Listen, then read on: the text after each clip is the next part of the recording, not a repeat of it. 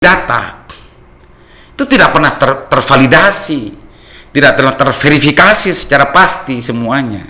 Kenapa seperti itu semua? Ini pertanyaan besar. Itu sudah di backup oleh anggaran yang tidak sedikit dan lain sebagainya, tapi masih saja banyak yang ada keluhan dari desa dan banyak tidak tepat sasaran. Justru banyak yang mendapatkan bantuan dari orang-orang yang kaya dan lain sebagainya.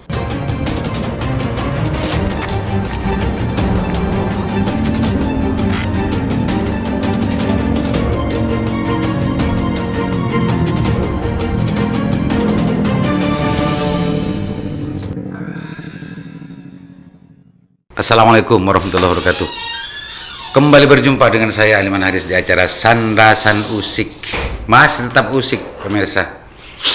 2 hari ini ada berita pembahasan KUA PPAS di Kabupaten Bangkalan antara Banggar dan Timgar.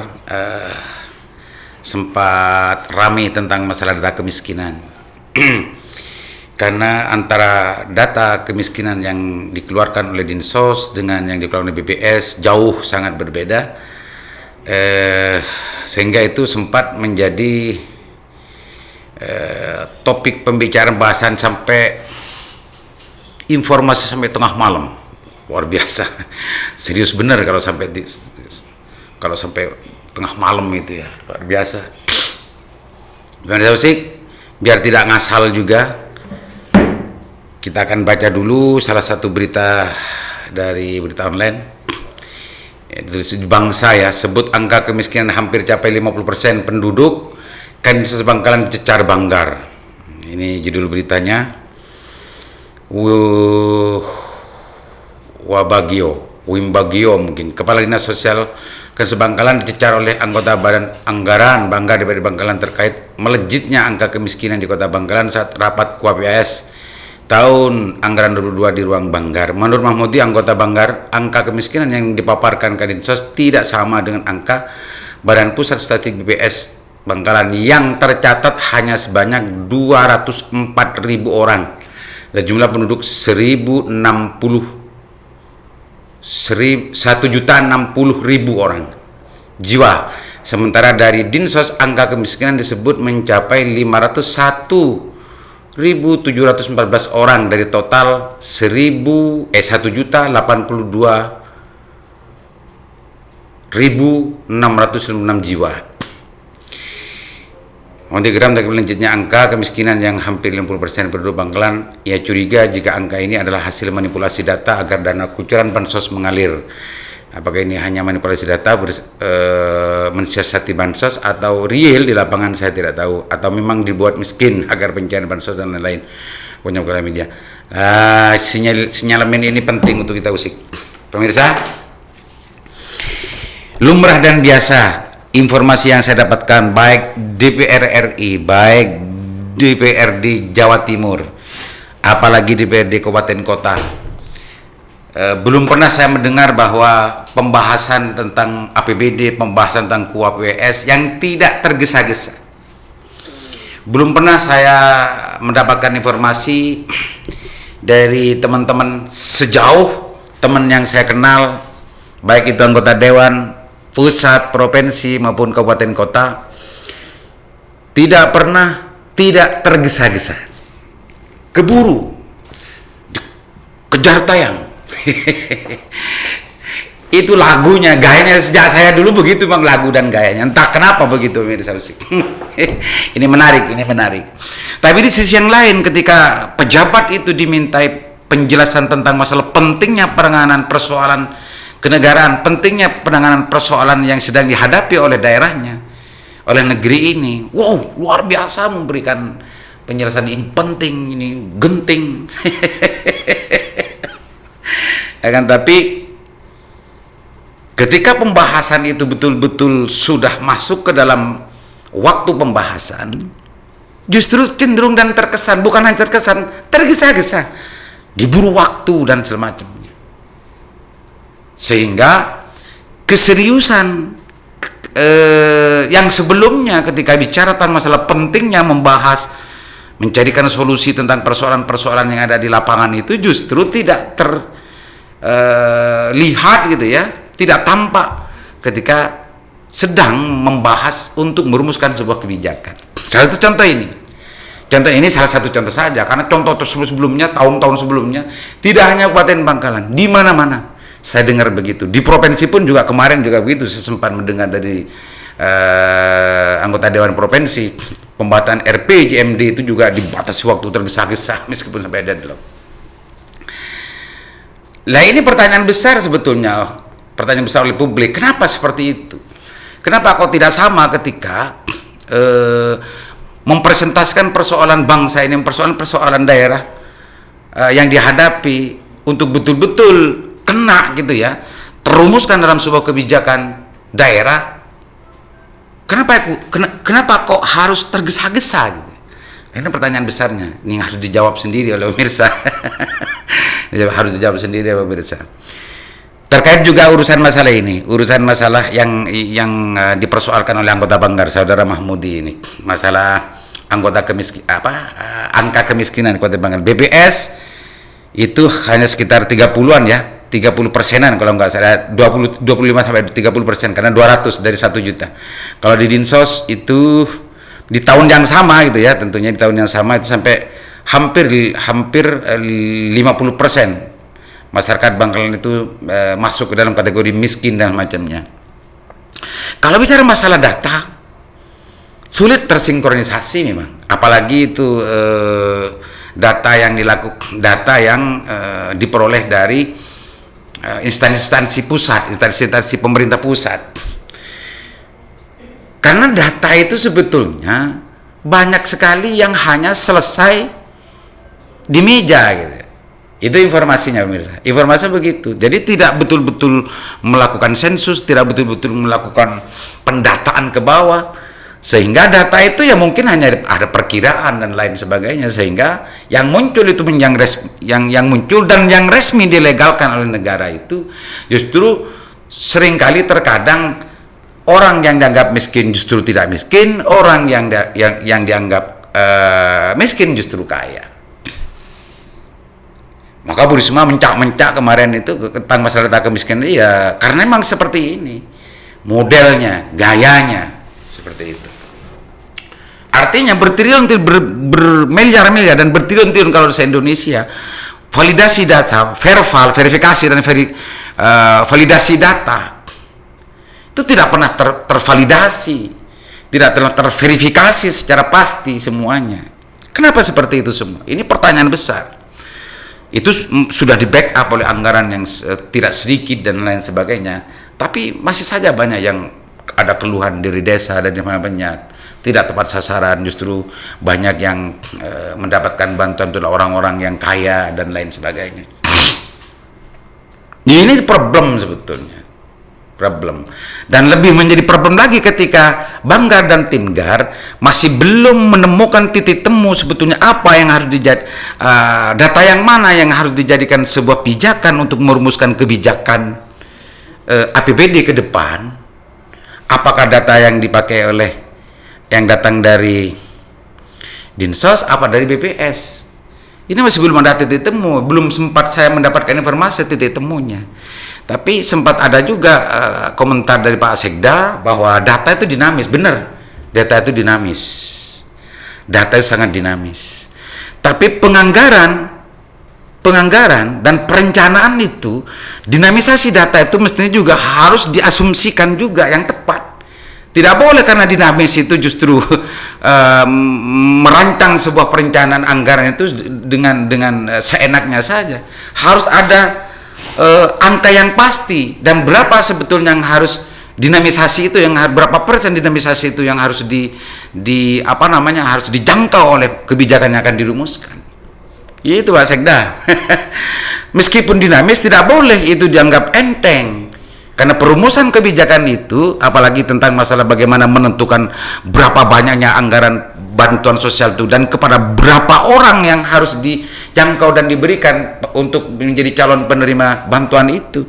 Lah, kalau di situ tidak tepat dan tidak tidak pasti angkanya, sekaligus juga penyiapannya untuk menyiapkan dinamisasinya, ya ini tidak tidak akurat. Akurasinya pasti akan menjadi persoalan ke depan. Akan jadi persoalan ke depan. Mestinya menurut saya Banggar, tim GAR juga harus mencari titik temu untuk dijadikan sebuah pijakan bersama, merumuskan kebijakan anggaran ke depan di APBD tahun yang akan datang. Tidak justru dibiarkan antara BPS dan Dinsos itu dibiarkan begitu saja, tapi PAS justru disepakati, selesai informasinya, sudah selesai. Ini bagaimana gitu? Pembahasannya model apa gitu? Mungkin lagi-lagi ini karena ketergesa-gesaan, mungkin ini lagi-lagi karena terburu-buru gitu. Mestinya cari ini, menurut saya cari mau di mana. Kalau bicara dinamisasi itu dinamisasi data yang ada di bawah. Kalau pemerintah daerah Kabupaten Bangkalan seumpama ingin menjangkau dan ingin juga memperhatikan angka-angka yang dinamis ini, ya mestinya juga ada ruang lingkup persentase berapa sebetulnya. Persentasenya berapa sebetulnya yang harus diberikan penyiapan anggaran untuk bagaimana membantu orang miskin itu, atau bagaimana itu pemirsa Usik. Dan ini tidak hanya urusan data kemiskinan menurut saya yang jadi persoalan. Data-data yang lain mungkin masih banyak belum secara detail dibahas di KUAPBAS, indikator-indikator yang sebetulnya harus dijadikan pijakan untuk bagaimana membangun dan merumuskan kebijakan anggaran ke depan itu semua. Pemirsa Usik, ini sesuatu kejanggalan yang penting untuk dijelaskan sebetulnya oleh Pak Sekda sebagai tim GAR dan oleh DPRD sebagai Banggar. Kenapa ini terjadi? Mengolah daerah ini ya tidak sama dengan mengolah dapur kita sendiri, pemirsa Usik. Makanya ketika kita menjadi pejabat, ketika kita menjadi anggota dewan dan macamnya itu, ya mestinya harus meskipun tidak harus belajar untuk tahu, agar tidak dideng-gedeng dan lain sebagainya. Pemirsa, apalagi ditambah lagi ini informasinya, ini memang salah satu cara, sebetulnya satu cara yang halal sebetulnya memang kunker. Mungkin sudah lama tidak melakukan kunker, dan informasinya seluruh anggota dewan hari ini sejak selesainya pembahasan KUAPBAS, mereka semua melakukan kunker ke Jawa Tengah. Informasi yang saya dapatkan begitu, dan seluruh komisi sebetulnya. Mungkin setelah melakukan kunker dan setelah dibanding ini menemukan ilmu baru, menemukan perbandingan baru gitu ya. Tidak hanya sekedar jalan-jalan, mudah-mudahan mendapatkan perbandingan baru tentang persoalan yang sedang dibahas sebelumnya di sini, sehingga bisa saja itu menjadi bahan acuan dan juga bahan pertimbangan lagi untuk bagaimana membangun pembenahan ini, membangun konstruksi anggaran ini betul-betul yang reasonable, yang measurable, tidak hanya sekedar muncul angka sekian dan lain sebagainya. Oke pemirsa Usik, memang COVID ini ya, tahun 2020 sampai 2021 ini memang dinamika dan dampak dari COVID ini pastinya memang akan meningkatkan angka kemiskinan. Kalau BPS tadi itu hanya 200 sekian dan Dinsos 500 sekian, mestinya ini juga harus dipanggil juga pihak BPS dan juga pihak Dinsos untuk mengkomparasikan ini. Artinya Dinsos tidak otomatis harus disalahkan gitu ya. Tidak otomatis harus disalahkan, meskipun memang potensial agar mendapatkan bantuan lebih banyak dari pusat atau dari mana saja, memark up angka itu bisa saja potensial. Akan tapi keadaan COVID dari tahun 2000 sampai sekarang ini tidak main-main pemirsa. Pasti akan berdampak, angka kemiskinan itu akan meningkat. Bahwa jangan-jangan data yang dari BPS ini yang kurang akurat dan yang kurang up to date gitu ya. Jangan-jangan memang angka yang dari Dinsos ini yang sebetulnya dinamisasi kesehariannya itu terus terupdatekan gitu ya, sehingga angka itu yang dibawa ke dewan untuk dijadikan sebuah pijakan bahwa hari ini angka kemiskinan kita seperti yang sudah dijelaskan tadi. Semua itu sebetulnya kalau tidak tergesa-gesa dalam pembahasan KUHP-nya akan ada titik temunya. Sebetulnya bagaimana data itu muncul dari BPS dan juga bagaimana data itu muncul dari Dinsos. Seolah-olah kalau 500 dengan 200 ini gapnya terlalu jauh. Dan memunculkan pertanyaan-pertanyaan besar, pertanyaan-pertanyaan nakal, pertanyaan-pertanyaan genit, kecurigaan-kecurigaan yang otomatis muncul di benak masyarakat.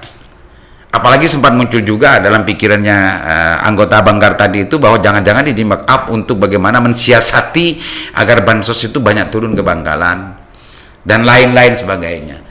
Spekulasi-spekulasi itu akan muncul terus sebelum ada semacam forum klarifikasi, verifikasi dan validasi dan juga perbandingan antara data yang dikeluarkan oleh BPS dengan data yang dikeluarkan oleh Dinsos. Terlebih dahulu mestinya, menurut saya mestinya diundur dong studi bandingnya itu. Selesaikan KUHP-nya itu, datanya ini.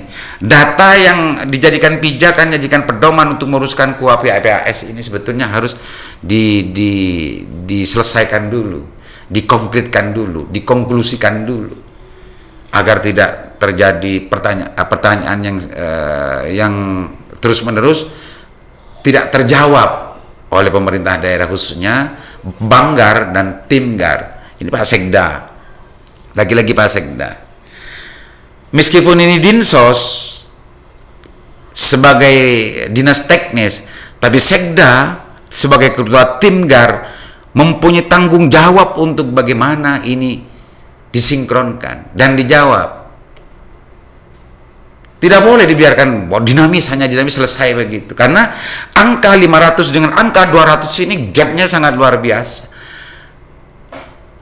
Tapi saya yakin pasti ada jawabannya ini. Pasti ada jawabnya kalau pembahasannya tidak keburu-buru, kalau pembahasannya tidak tergesa-gesa. Pasti ada jawabannya. Mungkin metodologi yang dilakukan oleh BPS itu bagaimana, dan apa-apa saja kriteria kemiskinan yang dipakai oleh BPS, atau memang beda.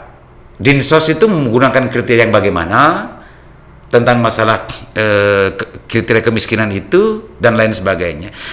Bisa saja metodologinya yang berbeda sehingga angkanya menjadi berbeda, atau hal-hal lain. Tapi ini sebelum dipertemukan antara dua metodologi penelitian, pengumpulan dan validasi datanya ini belum dipertemukan, ya sampai kiamat pun tidak akan pernah ketemu titik persoalannya. Dan pertanyaan-pertanyaan yang muncul di publik pasti akan terus-menerus tanpa ada sebuah jawaban, dan kecurigaan-kecurigaan publik akan terus tumbuh. Bagaimana sebetulnya Pemda ini mengelola keuangan negara, bagaimana Bapak Sekda ini sebetulnya mengorganisir, bagaimana Bapak Sekda ini sebetulnya mengelola, bagaimana Bapak Sekda ini sebetulnya mengkoordinasikan tentang data-data yang dirumuskan menjadi sebuah kebijakan keuangan daerah. Dan itu sebetulnya harus menjadi sebuah dokumen penting untuk merumuskan kebijakan program kegiatan ke depan di APBD tahun 2002 nanti, dan itu semua yang akan dirasakan oleh rakyat Bangkalan. Gimana Pak Usik?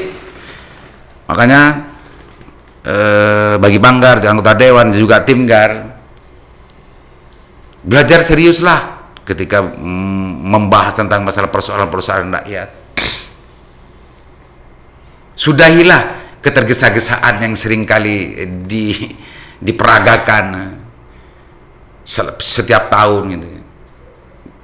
Dipepet-pepetkan pembahasannya, dibatas-batasi ruang dan waktunya, sehingga berdampak terhadap pembahasan itu tidak paripurna, pembahasan itu tidak sempurna, dan pembahasan itu banyak yang tercecer.